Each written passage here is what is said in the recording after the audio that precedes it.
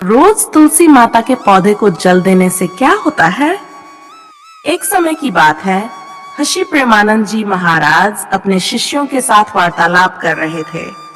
तभी बहुत से गांव वाले उनके आश्रम में उपस्थित हुए। सभी ने एक साथ गुरुजी को प्रणाम किया। इतने लोगों को देखकर गुरु महाराज ने उनसे पूछा, कहिए आप सबके आने का क्या प्रयोजन है? लोग बोले, गुरुजी, हमारे मन में एक प्रश्न उठ रहा है कि तुलसी माता के पौधे को जल देने से क्या फल मिलता है? गुरुजी बोले, भक्तों, हमारे सनातन धर्म में तुलसी के पौधे को बहुत ही पवित्र पौधा माना जाता है। इस पौधे में साक्षात भगवान विष्णु और लक्ष्मी का वास होता है। भगवान विष्णु तुलसी पत्र के बिना किसी भी प्रकार का भोग स्वीकार नहीं करते हैं। तुलसी को विष्णु प्रिया भी कहा जाता है। इसलिए जो मनुष्य तुलसी की पूजा करता है वह कभी दरिद्री नहीं रहता है, उसकी कभी दुर्गति नहीं होती है। ऐसा मनुष्य घोर पाप करने पर भी नरक में नहीं जाता है। तुलसी साक्षात लक्ष्मी का ही रूप है। इसकी नित्य पूजा करने के करोड़ों फायदे हैं। इसे जल चढ़ाने मात्र से ही मनुष्य के करोड़ों पाप नष्ट हो जाते हैं। तुलसी को जल देने का महत्व बताने से पहले मैं तुम्हें एक अत्यंत प्राचीन कथा सुनाता हूँ। इस कथा के माध्यम से आप सबको सारे प्रश्नों के उत्तर मिल जाएंगे। इसलिए आप सब इस कथा को ध्यान से सुनो। गुरुजी कहते हैं, जो भी मनुष्य केवल इस कथा का श्रवण कर लेता है उसे 100 वर्षों तक तुलसी को जल देने का फल प्राप्त होता है। सभी भक्तजन और शिष्य कहते हैं, हम सब इस कथा को अवश्य सुनना चाहते हैं। आप हमको वह कथा सुनाएं, हम इसे पूरे ध्यान से श्रवण करेंगे। तब गुरुजी सभी को तुलसी को जल देने के महात्म्य की कथा सुनाते हैं। भक्तों, इस विषय में एक प्राचीन इतिहास है जो बहुत ही उत्तम और पुण्य फल प्रदान करने वाला है। पूर्व काल की बात है, अवंतीपुरी में धनेश्वर नाम का ब्राह्मण रहता था। वह जन्म से तो ब्राह्मण था, किंतु वह कर्म से भ्रष्ट, कपटी बुद्धि वाला, कंबल तथा चमड़ा आदि बेचकर धन कमाने वाला तथा अत्यधिक झूठ बोलने वाला था। उसका मन हमेशा बुरे काम करने में लगा रहता था। वह चोरी, वेश्या, गमन तथा जुए में आसक्त रहता था। उसने अपने जीवन में कभी पुण्य के काम नहीं किए, शास्त्रों का अध्ययन नहीं किया, पूजा पाठ भी नहीं किया। सदैव अपना मन दूसरों के धन पर लगाकर रहता था। वह दिन में धन कमाता और रात्रि में वेश्याओं के साथ रात बिताता था। इस प्रकार से वह अत्यंत पापी धनेश्वर ब्राह्मण अपना जीवन केवल पाप करने में व्यतीत करता था। उसने अपने मुख से कभी भगवान विष्णु का नाम भी नहीं लिया और ना कभी देवी देवताओं का पूजन किया। इस प्रकार से पाप करते हुए उसे अनेक वर्ष बीत गए। फिर वह धनेश्वर ब्राह्मण खरीदी बिक्री करने के लिए माहिष्मती पुरी में जा पहुंचता है। उस नगर के पास से नर्मदा नदी बहती है। उस स्थान पर उस नदी में स्नान करने के लिए दूर दूर से लोग आया करते हैं। फिर वह ब्राह्मण उसी नदी के किनारे के एक आश्रम में ठहरता है। उस आश्रम में अनेक विद्वान ब्राह्मण पुराणों का पठन तथा भगवान विष्णु की स्तुति में मगन रहते थे। वह पाखंडी धनेश भी ढोंग करता हुआ वहीं पर उनके साथ रुक गया। उन विद्वान ब्राह्मणों के साथ रहकर उसे भी श्री हरि विष्णु के नाम सुनने का अवसर मिलता था। वह उस स्थान पर 1 महीने तक रुका। फिर वहां पर आए लोगों ने गायों का पूजन करके ब्राह्मणों को भोजन कराया, तो उस पापी ब्राह्मण ने भी उनके साथ बैठकर भोजन किया और भगवान का प्रसाद ग्रहण किया। वहीं पर उस आश्रम में एक तुलसी का पौधा था। वह ब्राह्मण ने अनजाने में ही उस तुलसी के पौधे में पानी डालता था। उसके मन में कोई विचार नहीं था कि वह क्या कर रहा है। वह रोज सुबह उठकर पात्र में पानी लेकर तुलसी के पौधे में डालता रहता था। फिर एक दिन वह आश्रम में सोया हुआ था तो उस स्थान पर एक सर्प आ गया और उस सर्प ने उसे नींद में ही काट लिया। उस पापी ब्राह्मण की नींद में ही मृत्यु हो गई। सुबह जब अन्य ब्राह्मणों ने उसे बेहोश अवस्था में देखा तो उन्होंने उसके मुख में तुलसी पत्र और तुलसी का जल डाल दिया। फिर सभी ब्राह्मणों को पता चला कि उसकी मृत्यु हो गई है। उस पापी ब्राह्मण की मृत्यु के बाद उस स्थान पर यम के दूत प्रकट हुए और उसे पकड़कर यमलोक ले जाने लगे। रास्ते में जाते हुए वह ब्राह्मण विलाप करने लगा और यमदूतों से कहने लगा, हे यमदूतों, मुझे कहाँ ले जा रहे हो? मेरी मृत्यु किस कारण से हुई है? तब यमदूत कहने लगे, अरे दुष्ट ब्राह्मण, तूने जन्म से लेकर मृत्यु तक बहुत पाप किए हैं। तेरे पापों के कारण ही तुझे एक काले सर्प ने काट लिया और तेरी मृत्यु हो गई है। अब हम तुझे यमलोक लेकर जा रहे हैं। वहां पर यमराज तेरे पाप कर्मों का लेखा जोखा देखेंगे और निश्चित ही तुझे वे नरक में डालेंगे। फिर वह ब्राह्मण जोर जोर से विलाप करने लगा और उन यमदूतों से क्षमा याचना करने लगा, किंतु यम के दूतों को उस पर जरा सी भी दया नहीं आई और वे उसे पीटते हुए यमलोक लेकर गए।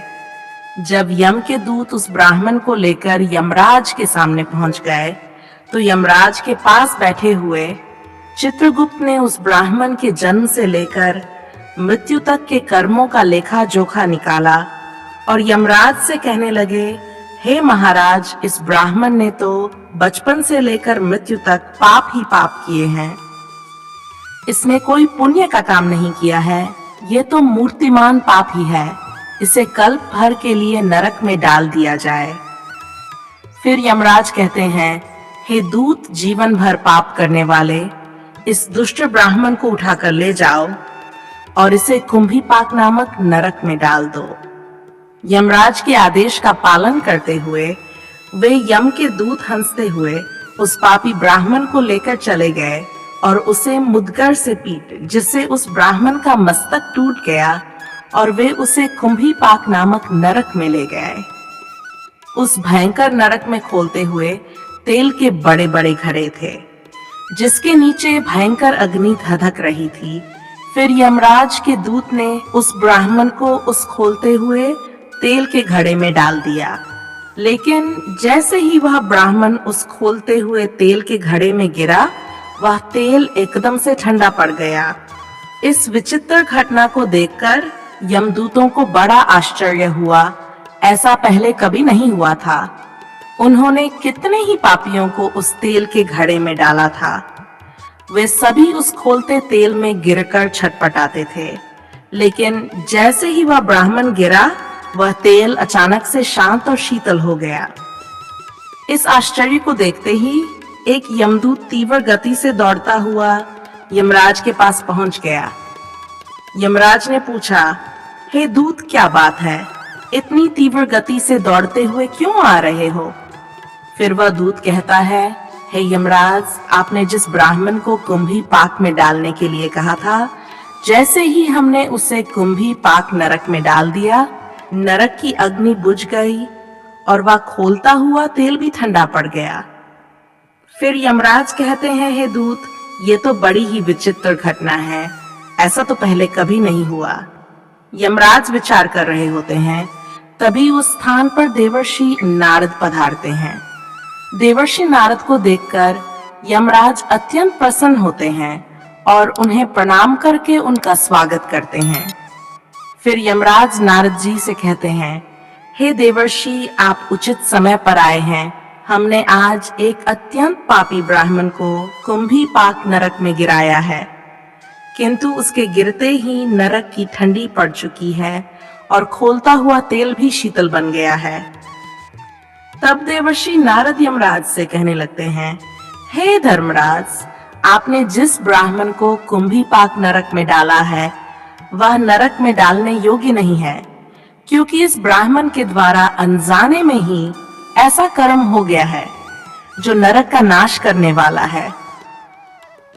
जो मनुष्य पुण्य करने वाले लोगों के साथ रहता है, उसे उनके पुण्य का भाग अवश्य मिलता है, और ये ब्राह्मण तो 1 महीने तक भगवान विष्णु के भक्तों के साथ रहा है। इस ब्राह्मण ने आश्रम में रहते हुए नित्य तुलसी को जल अर्पण किया है, इसीलिए यह बहुत बड़ा पुण्यवान बन गया है। इसके समस्त पाप नष्ट हो गए हैं। यह ब्राह्मण अब विश्व लोक जाने का अधिकारी बन गया है। इस ब्राह्मण ने अनजाने में ही इतना पुण्य कमाया है जो जन्म जन्मांतर में मनुष्यों को प्राप्त नहीं होता है। इसीलिए आप इसे नरक में ना पकाओ। इस ब्राह्मण के पापों के लिए इसे केवल इतना दंड दो, इसे नरक लोक का दर्शन कराओ। देवर्षि की बात सुनकर यमराज अत्यंत प्रसन्न होते हैं और ब्राह्मण को कुंभी पाक नरक से निकाल कर लाते हैं और अपने दूतों से कहते हैं, हे दूत, इस ब्राह्मण महात्मा को ले जाओ और संपूर्ण नरकों का दर्शन कराओ। फिर यम के दूत उस ब्राह्मण को ले जाते हैं और संपूर्ण नरकों का दर्शन कराने लगते हैं।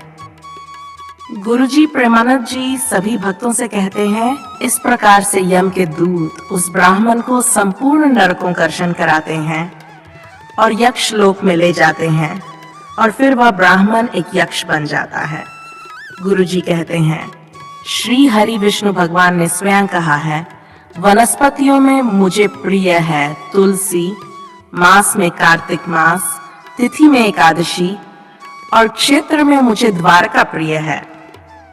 इसीलिए जो मनुष्य नित्य तुलसी की पूजा करता है, तुलसी को जल देता है, वह मुझे सबसे अधिक प्रिय है।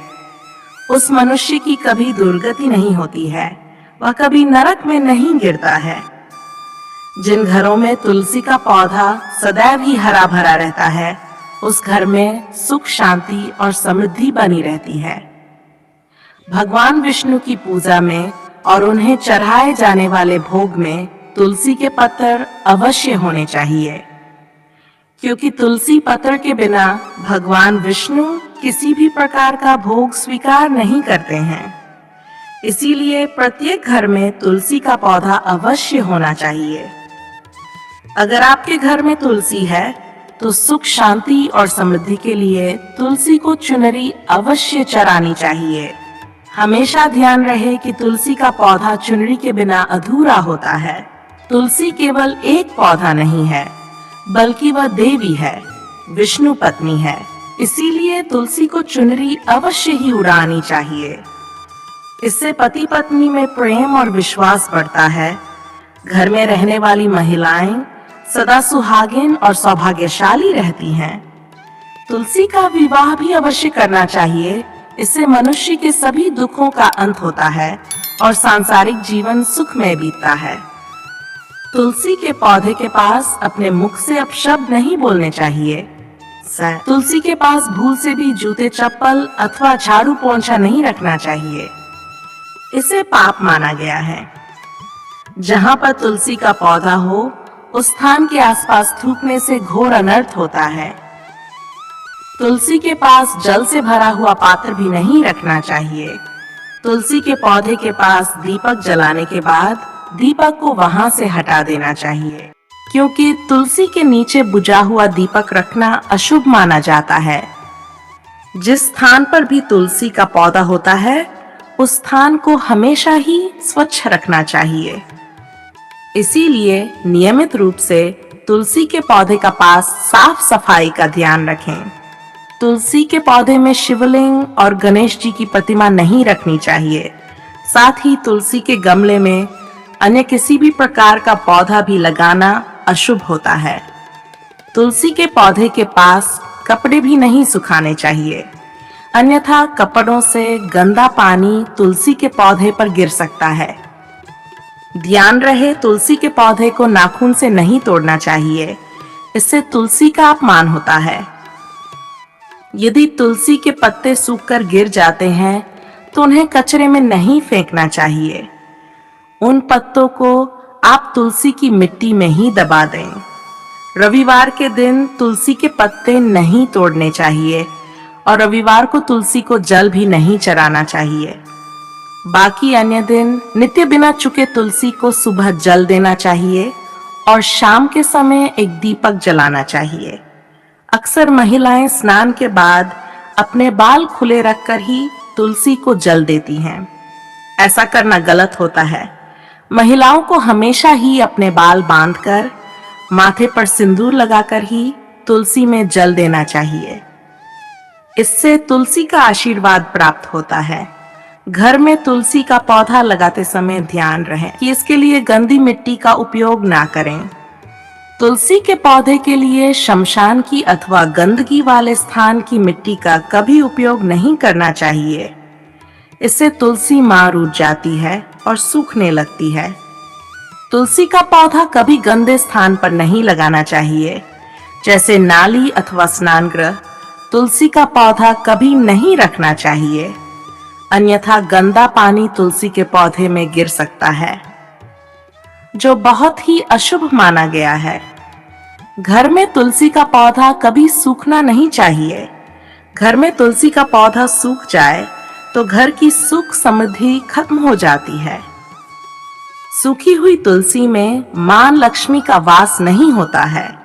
शास्त्रों के अनुसार मासिक धर्म के दौरान महिलाओं को तुलसी के पौधे में पानी नहीं डालना चाहिए और तुलसी को स्पर्श करना भी वर्जित है। गुरुजी कहते हैं, नित्य तुलसी के दर्शन से मनुष्य को स्वर्ग की प्राप्ति होती है और तुलसी पत्र के सेवन से उसके सभी पाप नष्ट हो जाते हैं। तुलसी का पौधा हमेशा ही घर के सामने लगाना चाहिए। इसे पूर्व अथवा उत्तर दिशा में लगाना सबसे अधिक शुभ होता है। तुलसी के पास मरुस्थलीय पौधे रखना बेहद अशुभ माना जाता है। ऐसे पौधों से नकारात्मक ऊर्जा निकलती है। शास्त्रों में कहा गया है, जिन पौधों से हरी भरी कलियों की उत्पत्ति ना हो, उसके स्थान पर कांटे निकलते हों, तो ऐसे पौधों को तुलसी के पास कभी रखना नहीं चाहिए। शास्त्रों में केले के पौधे का विशेष महत्व बताया गया है। अगर तुलसी के पास केले का पेड़ लगा देते हैं तो कई गुना अधिक लाभ प्राप्त होंगे। केले के पेड़ में भगवान विष्णु का वास होता है। इसे तुलसी के पास लगाने से घर में सुख समृद्धि आती है। तुलसी के पौधे में शालिग्राम भी अवश्य रखना चाहिए। तुलसी के गमले में शालिग्राम रखने से तुलसी का और भी अधिक शुभ प्रभाव आपको देखने को मिलेगा। शालिग्राम भगवान विष्णु का निराकार रूप माना जाता है। ये काले रंग का पत्थर होता है जिसे विलक्षण और मूल्यवान माना गया है। इसे अगर तुलसी के गमले में रखेंगे तो आपके घर से संपूर्ण नकारात्मक ऊर्जा नष्ट हो जाएगी। घर में केवल एक ही शालिग्राम की पूजा करनी चाहिए। पुराणों में कहा गया है, भगवान विष्णु की मूर्ति से कई ज्यादा उत्तम होता है शालिग्राम की पूजा करना। शालिग्राम को चंदन लगाकर उस पर एक तुलसी का पत्ता रखना चाहिए। प्रतिदिन शालिग्राम को पंचामृत से स्नान कराना चाहिए। ऐसा करने से सभी जन्मों के पाप नष्ट होते हैं। शालिग्राम सकारात्मकता और सात्विकता का प्रतीक होता है। तो भक्तजनों, इस प्रकार से सभी भक्तजन तुलसी माता में जल देने के पुण्यों को जानकर धन्य हो जाते हैं और गुरुजी को प्रणाम कर अपने अपने घरों को चल देते हैं। आपको ये कथा कैसी लगी, कमेंट करके जरूर बताएं। जानकारी अच्छी लगी तो वीडियो को लाइक जरूर करें। साथ ही कमेंट में जय श्री कृष्ण और जय मां तुलसी जरूर लिखें। आपसे विनती है कि आप इस चैनल को सब्सक्राइब जरूर करें ताकि ऐसी ही आध्यात्मिक जानकारी आपको प्राप्त हो। आप सभी का धन्यवाद।